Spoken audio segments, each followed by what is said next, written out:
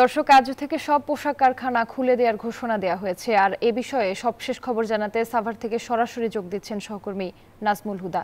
নাজমুল, সব পোশাক কারখানা কি খুলে দেওয়া হয়েছে কিনা, আর শ্রমিকেরা কাজে যোগ দিচ্ছেন কিনা বিস্তারিত জানাবেন।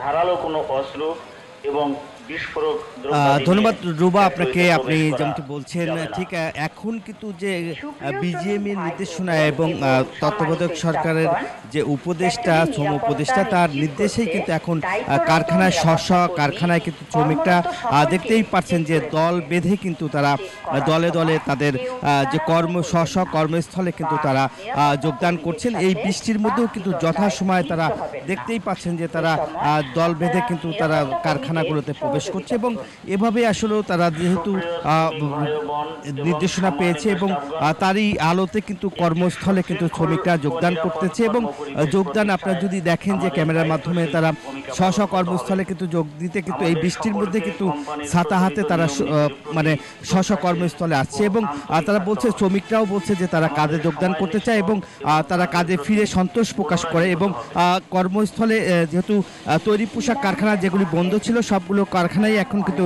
খুলে দেওয়া হয়েছে এবং খুলে দেওয়ার কারণেই কিন্তু এনজিওর কিস্তি প্রথমবার বিকাশ পেমেন্ট করলেই 20 টাকা ইনস্ট্যান্ট ক্যাশব্যাক।